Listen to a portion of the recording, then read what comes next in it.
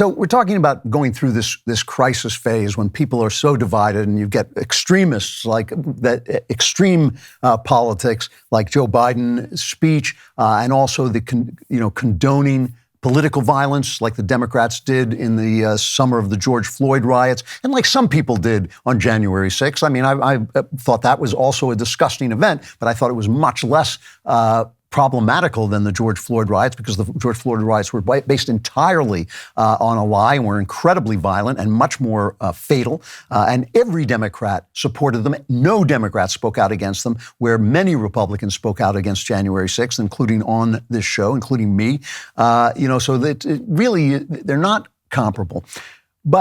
And the question is always, it's scary. Is this crisis the end? Is this the end of America? Or is it a phase into which we'll build a better America? I'm actually pretty hopeful. And one reason is I think a turning point in this phase was the lockdown during COVID, during the Chinese flu, the lockdown, because it showed that these people are mediocrities. We're being led by mediocrities. And I think a lot of people are starting to get this. And I think that is also being revealed in the leadership through the green movement, this green stuff. It's a good thing we have the federalism, because we get to watch California and see how bad things are under leftist government. Right now we have banks testing companies before they give them money to see how their policies will affect the weather in 100 years. And you know what the answer is? They don't know. They have no idea. They have zero idea. And they say, oh, yes, we know exactly. They don't know. And if they knew, they couldn't do anything about it. So all of this stuff is fake, but they're putting it all into place in California.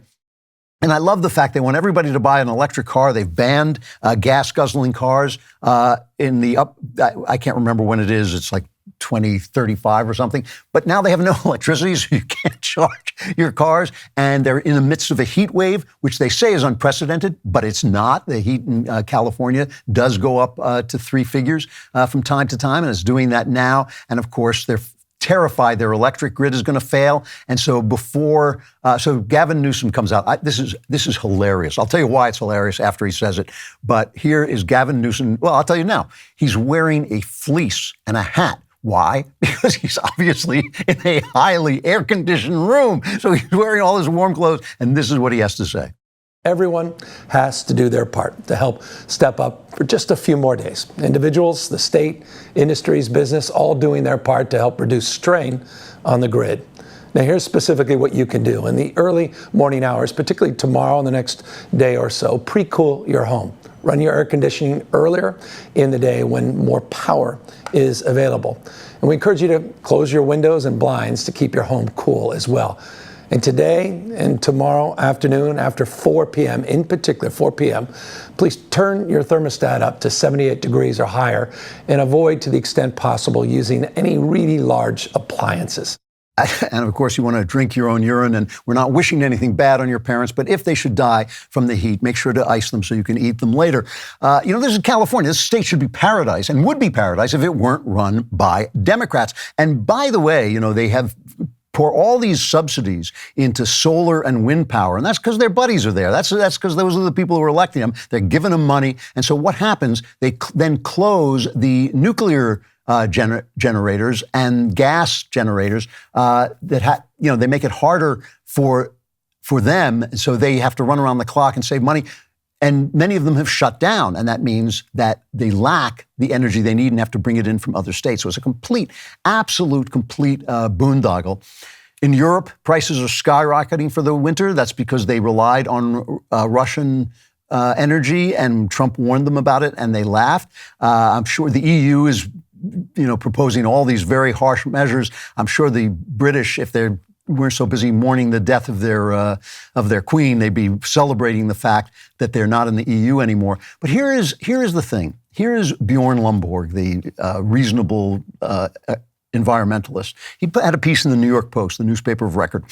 And here's what he says. He says, in the 1920s, around 500,000 people were killed by weather disasters, whereas in the last decade, the death toll averaged around 18,000.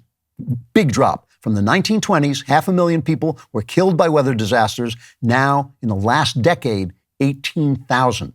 Around 1900, he says, around 4.5% of the land area of the world would burn every year. Over the last century, this declined from 4.5 to 3.2. In the last 2 decades, satellites show even further decline. In 2021, just 2.5% burned.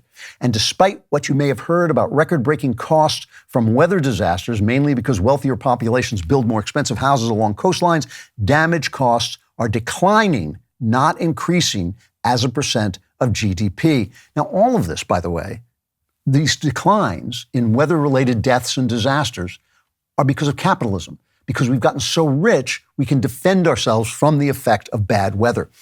He goes on, a decade ago, environmentalists loudly declared that Australia's magnificent Great Barrier Reef was nearly dead, killed by bleaching caused by climate change. The UK Guardian even published an obituary, okay?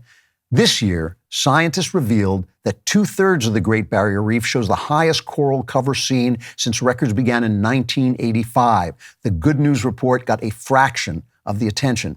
Not long ago, environmentalists constantly used pictures of polar bears to highlight the dangers of climate change. Polar bears featured in Al Gore's terrifying movie, An Inconvenient Truth. The reality is that polar bear numbers have been increasing from somewhere between 5,000 and 10,000 polar bears in the 1960s up to around 26,000 today. We don't hear this news. Instead, campaigners just quietly dropped using polar bears in their activism.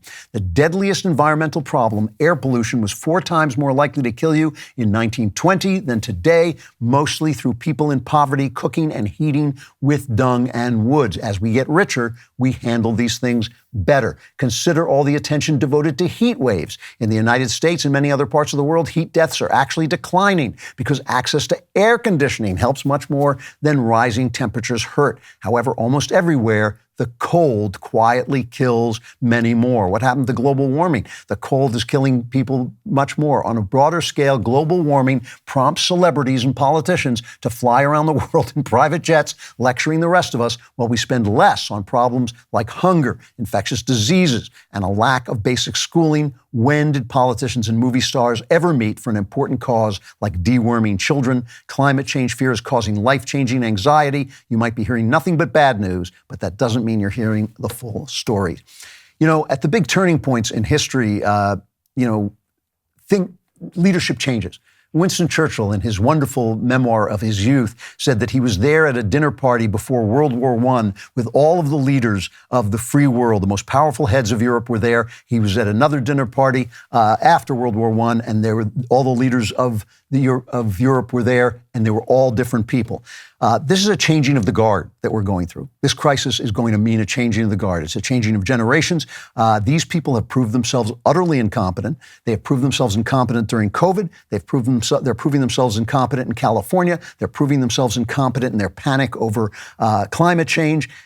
I can't promise, obviously, that we're going to survive, but I believe we will. And instead of getting roped into their anger, which is the devil's cocaine, or accepting the logic that if they're evil, we have to be evil, we want to come out of this phase as a man or a woman of truth, as better people, ready to build a better country. I definitely think we can do that. Wow, that was great. Do you want more? Of course you do. Like and subscribe to the Andrew Klavan Podcast.